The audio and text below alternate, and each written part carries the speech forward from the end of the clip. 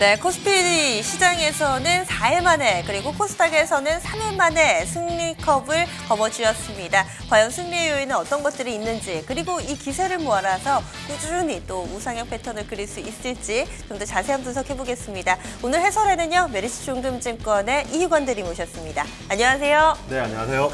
네, 오늘 경기는 좀 어떻게 보셨나요? 네, 오랜만에 좀 큰 대승을 거뒀죠. 대승을 거뒀는데 속속들이 제가 오늘 종목을 하나 둘 다 살펴봤어요. 오늘 코스피든 코스닥이든 어제의 하락폭을 다 만회하는 그런 상승을 보였잖아요. 근데 종목별로 보니까 어제의 하락폭을 다 만회시킬 만한 상승을 내는 종목들의 수가 오히려 더 적더라고요. 대표적으로 뭐 코스닥 같은 경우에는 셀트리온이 거의 5% 가까이 상승해 버리니까 그쪽으로 이제 그쪽 지수를 다 끌어올려 버리고 나머지 종목들은 어제 뭐 6% 7% 빠졌는데 오늘은 2, 3% 반대에 그친다라든가 그런 식의 뭐 종목이 많아서 그 시장 전체는 승리는 거두었지만 개별적으로 아쉬운 선수들이 많아서 조금은 이제 내일을 더 염두에 둬야 되는 그런 시장 아닌가 싶습니다. 승리를 그러면 온전히 누린 선수들이 몇 안 됐네요. 그렇죠. 네. 네. 허 위원님 좀 어떠세요? 저는 어제도 너무 많이 빠진 것 같고 오늘도 너무 많이 오른 것 같다는 생각이 들더라고요. 예, 지수는 그 생각을 했고요. 종목은 뭐 실적 좋았던 쪽들이 제일 세지 않았나 이렇게 봅니다. 네. 역시 변동성이 굉장히 요즘 들어서 커져 있습니다. 선수들은 좀 어떨까요? 오늘 라인업 함께 보시죠. 네, 오늘의 1번 타자부터 보겠습니다. 어제 이어서 오늘까지 흐름 좋았던 코미팜이 1번 타자로 나섰고요. 이번은 한국콜마와 3번 한세실업, 4번 상하프론테크가 그 뒤를 이었습니다. 5번 타자 LG화학, 6번 오리온, 7번 인터파크홀딩스, 8번 금호산업이고요. 마지막으로 9번 타자 산성 LNS였습니다. 마지막에 살짝 좀 삐끗한 느낌이에요. 9번 타자 산성 LNS를 제외하고는 대체로 좀 양호하게 또 경기 승리로 이끄는데 한 몫을 하는 선수들로 오늘 라인업 구성이 됐습니다. 좀 어때 보이세요? 네. 대부분 선수들의 상승 이유가 오늘은 실적이죠. 실적이 좋았던 선수들이 크게 오르는 모습 보여주고 있거든요. 지금까지 뭐 장이 안 좋았을 때, 뭐 8월, 9월 달 뭐 장이 안 좋았을 때, 그리고 이번 달 초반까지만 하더라도 좋은 실적을 내더라도 좋은 실적임에도 불구하고 주가는 오히려 크게 차익 실현 빌미로 사용하는 경우가 많았고요. 네. 그리고 실적이 나쁘지만 반대로 또 주가는 센 경우가 많았거든요. 근데 오늘 같이 이제 주가와 비례하게 이제 실적과 주가가 비례하게 움직인 경우는 그래도 시장이 제대로 잡혀간다라는 모습 보여주는 것 같고요. 뭐 대표적으로 한세실업 같은 경우도 실적이 굉장히 좋았죠. 장하프로테크도 마찬가지고요. 이렇게 호실적을 내에 따라서 좋은 주가 모습을 보여주는 것은 아무래도 투자자 입장에서도 투자가 조금 더 쉬워질 수 있다라고 보여집니다. 허 위원님이 앞서서 경기에서 실적 키워드 얘기해 주셨는데 두 분이 좀 동일하게 특징 짚고 계신 것 같아요. 어떠세요? 오늘 라인업? 네, 4번 타자 상하프론테크 오늘 상한가인가요? 네, 오늘 8%가량 올랐고요. 예, 4번 타자 좀 마른 선수죠. 아직 등치 큰 선수는 아니죠. 예. 좀 그래도 뭐 잘 친 것 같습니다. 그리고 LG화학도 뭐 4번 노도 될 만큼 되게 뭐 좀 잘한 것 같고요. 네, 1, 2, 3번. 그래서요, 저도 궁금한 게 LG화학이 오늘 성적도 그렇고 사이즈도 그렇고 저는 4번 타자가 아닐까 싶었는데 상하프론테크를 4번 그리고 LG화학 5번에 놔주신 그 이유 좀 간략하게 좀 들어볼까요? 상하프로테크에 대해서 제가 탐방을 몇 번 다녀왔거든요. 네네. 예, 그러니까 제가 어느 정도 아끼는 선수라고 해야 될까요? 네. 실적도 잘 나왔죠. 네, 실적도 잘 나왔고 그리고 회사가 굉장히 탄탄합니다. 이게 40년 동안 지속적으로 성장을 해오던 그런 회사거든요. 계속해서 이제 실적도 흑자를 내면서요. 그렇기 때문에 뭐 시장에서 약간은 조금 생소하실 분도 있겠지만 탄탄하고 그리고 진짜 이 계속 4번 타자 유지해도 될 만한 선수다 싶어서 자세한 내용은 또 잠시 후에 저희가 이어서 들어볼게요. 허 위원님의 또 오늘 좀 총평 이어가 볼까요? 예, 뭐 오리온도 잘했어요. 오리온도 저는 처음에 이제 실적만 보고 아닌 거로 봤는데 뭐 내용 뜯어보니까 중국에서 뭐 원체 잘 나와서 주가가 아주 많이 오른 것 같습니다. 그리고 뭐 산성 LNS는 뭐 그대로 뭐 실적이 부진했기 때문에 같이 좀 밀렸다 이렇게 보고 있습니다. 그대로 9번 들어간 것 같네요. 예, 네. 오늘 이렇게 또 라인업 가운데서 눈에 띄는 선수 상하프론테크 아끼는 선수라고 살짝 좀 언급을 해주셨는데 어떤 내용들이 있나요? 네, 먼저 상하프로테크 같은 경우에는 엔지니어링 플라스틱을 제조하는 업체입니다. 이 엔지니어링 플라스틱이라면 플라스틱의 장점과 철의 장점을 섞어 놓은 이제 고부가치 재료라고 볼 수 있거든요. 그렇기 때문에 플라스틱의 장점 같은 경우에는 가볍죠. 가볍고 부드럽습니다. 그리고 철의 장점 같은 경우에는 강하고 내열성이 있죠. 그렇기 때문에 이 엔지니어링 플라스틱 같은 경우에는 열에도 강하고 힘에도 강도에도 강하고 부드럽고 가벼운 걸 가지고 있죠. 이 친구들이 주로 이걸로 다양한 소재를 만들 수 있거든요. 뭐 바이오 쪽에서 들어갈 수도 있고요. 그리고 뭐 IT, 자동차, 뭐 모든 분야에 들어갈 수 있습니다. 그러니까 이제 요구를 하죠, 회사에서. 나는 이러한 재질의 이러한 그걸 만들어 돌라. 그럼 대표적으로 이 친구들이 제일 많이 들어가는 부분이 그 LCD 패널을 넣는 그 케이스가 가장 매출 비중이 높거든요. 그러니까 LCD 패널 같은 경우는 굉장히 민감하거든요. 근데 이거를 대량 생산하면 사실 이렇게 쌓아둘 수는 없잖아요. 쌓아둘 수 없기 때문에 이제 책꽂이처럼 이렇게 칸칸을 꼽아야 됩니다. 저희 아마 자료화면 보면 있을 텐데 저는 예전에 뉴스 네. 리포트 만들 때 그거 뭔지 본 적 있어요. 그렇죠, LCD 네네. 공장에 있는 거 그렇죠, 말씀하시는 거예요. 네네네. 약간의 지게차를 층층이 쌓아놓은 그렇죠, 듯한 네네, 모습. 맞아요, 네네. 그게 지금 그 매출 비중 가장 커요. 근데 이 부분이 매출 비중 가장 큰데 지금 더 커질 수 있거든요. 왜냐하면 중국 쪽에서 지금 LCD 투자에 굉장히 과감하게 하고 있지 않습니까? 이런 부분에서 이 친구 당연히 수혜를 입고 있고요. 근데 지금 주가가 가장 그 시장에서 포인트가 뭐냐면 이 친구들이 2차 전지 분리막도 여기 전해질 부분도 하고 있거든요. 2차 전지 부분도 지금 그 삼성 SDI만 100% 이제 납품을 하고 있는데 이 부분도 쇼티지가 나고 있어요. 이 친구 납품하는 부분이요. 그래서 지금 공장을 증설한 상황인데 이 증설한 효과들이 내년에 본격적으로 나올 수 있어요. 그러니까 기존에는 정말 그 엔지니어링 플라스틱 쪽에서 그 시장에서 알아줄 수 있는 만큼 경쟁력을 가지고 있었다. 정말 탄탄한 기업이다. 뭐 안정적으로 실적을 낸다라는 기업이었는데 이제는 새로운 신성장 동력을 하나 확보한 거죠. 그것도 전기차에서.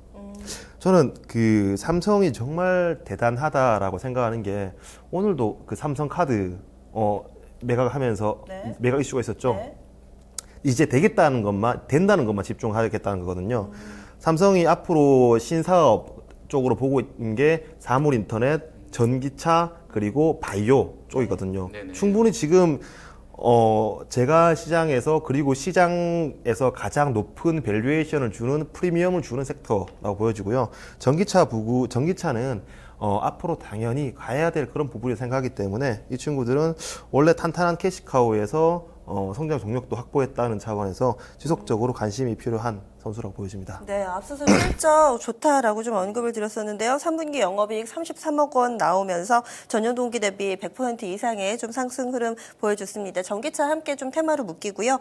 이어서 두 번째로 어떤 선수 볼까요, 허 의원님? 저 한세시럽입니다. 3번 친 한세시럽인데요. 오늘 의복 관련주들도 좋더라고요. 예, 뭐 실적이 일단 뭐 좋았던 것 같습니다. 되게 잘 나온 60 몇 프로인가 제가 좀 정확히 기억이 안 나는데 하여튼 뭐 어닝 서프라이즈 비율이 되게 셌던 것 같아요. 그래서 뭐 환율 부분도 단기를 또 우호적으로 작용하고 있고 뭐 저번에 고점 만들고 나서는 뭐 TPP 이슈 때문에 좀 이렇게 잠깐 움직였던 상황도 있는 것 같은데 그거 나서는 조금 더 틀어지고 나고는 있는데요. 전체적으로는 뭐 업황이 지금 같은 국면이면 또 유지될 것 같습니다. 그래서 뭐 긍정적이지 않겠나 보고요. 실적이 일단 1차적으로는 너무 잘 나와서 급등한 것 같습니다. 네. 네, 보면은 오늘 의복 관련주들이 동반해서 좀 상승 흐름 나타났던데 네네, 그렇죠. 뭐 예. 환율 쪽이 수혜라고 봐야 될까요?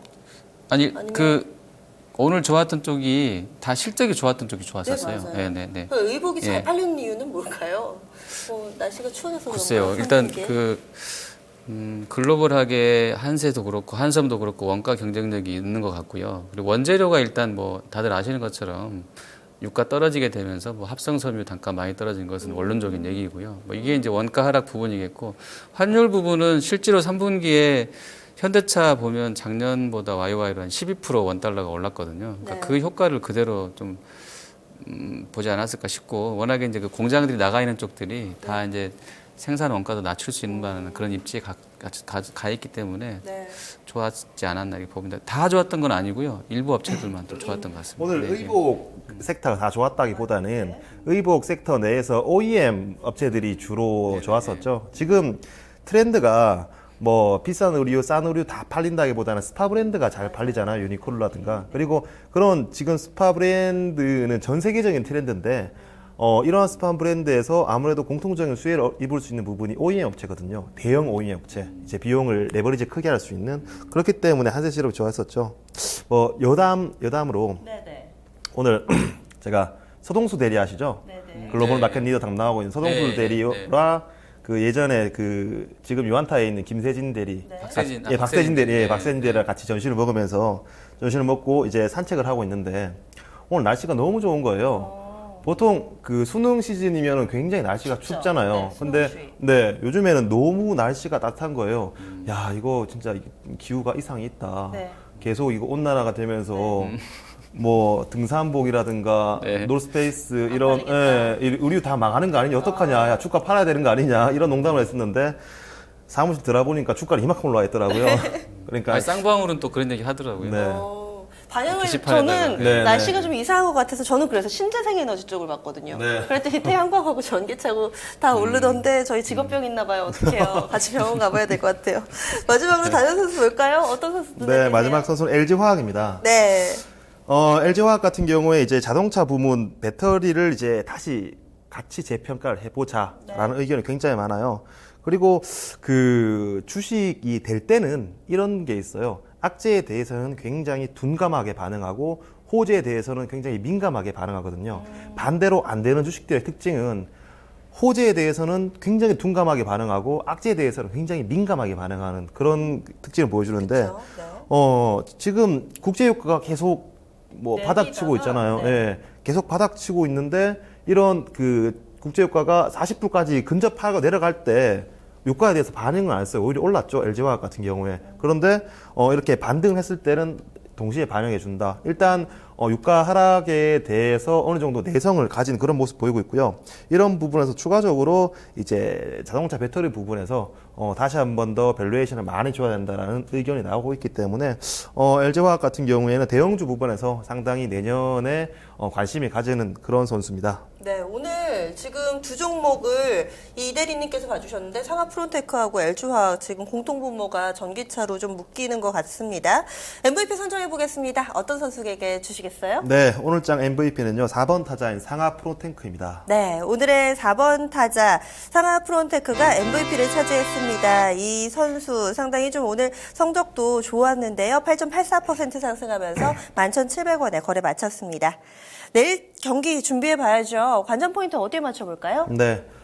여전히 굉장히 부담스러운 시장이에요. 12월 FOMC를 앞두고 있으면서 이제 미국 기준금리 인상에 대한 노이즈가 여전히 시장에 대해서 안 좋게 작용할 가능성이 많고요. 여기에서 추가적으로 우리나라만의 오버행 이슈죠. 그 양도세 강화에 따라서 계속 이거를 시장에서 주식 기업의 펀더멘탈과 관계없이 팔아야 되거든요.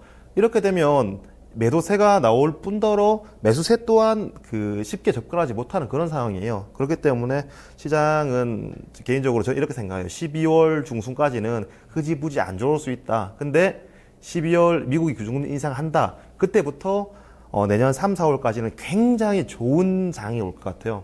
그 중심에는 저는 단연 제약 바이오가 있다 생각하거든요. 그 중심에는요. 저는 이 생각이 거의 확고하고요. 이대로 전 포트폴리오를 운영하고 있는 편입니다. 그렇기 때문에 지금 그 미국 기준금리 인상이라든가 양도세에 대한 오버행 이슈로 시장이 전체적으로 빠진다라면 이 12월 기준금리 인상하기 전까지 제약 바이오 섹터에서 일부를 계속해서 모아 나가야 될 그런 매수 타이밍이라고 보여지고 있고요.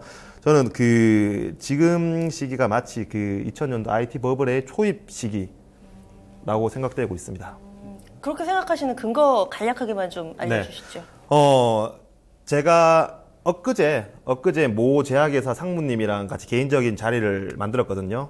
개인적인 자리에서 제가 여쭤봤죠. 그 상무님, 지금 제약 신약 라이센스 시장에서 우리나라의 위상이 좋아졌냐라고 여쭤보니까 굉장히 좋아졌대요. 굉장히. 그게 한미약품이 5조짜리를 터뜨렸잖아요. 5조라는 돈은 굉장히 큰 돈입니다. 휴대폰을 몇 대나 팔아야 되지, 자동차를 몇 대 팔아야 될지 모르거든요. 근데 자, 라이센스 아웃이라는 거는 매수자가 있는 거래예요. 그러니까 5조 원을 주고 이 신약을 사는 쪽이 있잖아요. 산오피. 이 산오피 정말 이제 글로벌 다국적 제약사가 그냥 아무것도 아닌 물질에 5조 원을 투자했을까요? 아니거든요. 15조 원 이상 뽑아 먹을 수 있었기 때문에 5조 원을 투자했어요. 그들도 사업이니까요. 지금 화이자 같은 경우에는 신약 2가지로 15조 원을 벌거든요. 근데 15조 원 중에 13조 원이 남아요. 그 나머지 이제 13조 원 중에 한 5조 원이 6조 원을 다시 신약에 투자해서 그거를 또 다시 불리거든요. 앞으로 이 시장에서 한국이 위상은 더욱더 커질 수밖에 없습니다. 네. 제약바이오 그동안에는 우리들만의 리그였는데 이제는 세계가 주목하는 시장이 됐다라는 쪽으로 좀 포커스를 맞추고 계신 것 같아요. 그럼 내일 경기에서 선전할 만한 클린업 트리오 어떻게 구성하셨나요? 예. 내일장 클린업 트리오는요. 먼저 아까 제가 말씀드렸던 한미약품 그리고 HLB 마지막으로 대화제약입니다. 네, 제약바이오 선수들이 대거 포함이 돼 있습니다. 먼저 한미약품 볼까요? 네. 말씀드렸듯이 끝이 아니고 시작이고요. 이 신약이 정말 전 세계에서 얼마나 팔릴지 누구도 모릅니다. 그리고 이 팔린 신약에 대해서는 한미약품의 순수 이익으로 잡히거든요. 이거를 지금 누가 과연 밸류에이션을 매길 수 있을까요? 저는 지금은 한미약품이 퍼가 높지만 향후에 2, 3년, 3, 4년 뒤에는 퍼가 10배까지 떨어질 만큼 이 친구들의 이익이 급격하게 증가될 수 있다. 그렇기 때문에 단기적으로 변동성이 흔들릴 수는 있겠죠. 이만큼 이격이 벌어졌으니까. 하지만 우상향 추세는 지속적으로 유지되고 200만 원 이상 삼성전자를 뛰어넘을 수 있는 주식이라고 생각하고 있습니다. 나머지 선수들도 들어볼게요. 네, HLB 같은 경우에는 아파티닙이 이제 표적 항암제, 경구용 표적 항암제거든요. 이게 지금 이상 FDA 이상 정기 A가 지금 마무리된 상황이에요. 근데 이게 지금 이상 B와 3상을 같이 진행할지 아니면 바로 3상을 패스트트랙으로 들어갈지에 대해서 지금 결정되는 단계이기 때문에 이게 결정이 된다면 상당히 또 향후의 아파티닙에 대해서 라이센스 아웃이 더욱더 구체화될 수 있다라고 보여지고요. 마지막 대화제약도 비슷한 내용입니다. 지금 DHP107이 국내 3상이 끝났죠. 자, 이제 국내 3상이 끝났으면 이거를 어떻게 활용을 해야 됩니다. 이 약은 어떤 약이에요? 이것도 경구용 항암제죠. 앞서서 아파티닙과 지금 DHP107이 틀린 게 뭐냐면 둘 다 경구용 항암제고 표적 항암제가 맞습니다. 근데 아파티닙 같은 경우에는 2세대 표적 항암제의 신약이라고 볼 수 있고요. 이제 DHP107 같은 경우에는 이미 있었던 기전을 조금 경구용 항암제로 바꾼 거라고 볼 수 있죠. 네. 어쨌든 지금 시장에서 항암제의 시장은 가장 작은 품목도 1조 원 팔리고 있어요. 많은 건 7조 원, 8조 원 팔리고 있고요. 그렇기 때문에 이 항암제로 인정받는다라고 하면 최소한 1조 원 정도로 먹고 들어가는 겁니다. 그렇기 때문에 이 친구들 입장에서는 약표만 인정된다면 이제 라이센스 아웃 대상을 골라서 금액을 골라서 조건을 골라서 갈 수 있는 상황이죠. 그렇기 때문에 대화제약은 앞서서 한번 상승했는데 이 DHP107 활용 방안에 따라서 2차 상승으로 이어질 수 있는 그런 기업이라고 생각하고 있습니다. 네, 알겠습니다. 오늘 클린업 트리오 한미약품과 HLB 대화제약이었습니다. 단순히 내일 경기뿐만 아니라 지금 이희권 대리는 내년 3월, 4월까지도 내다보고 있습니다. 그때를 좀 긴 관점에서 씨를 뿌린다 생각하신다면 이 선수들 어떨까요? 내일 이 시간에 뵙겠습니다. 고맙습니다.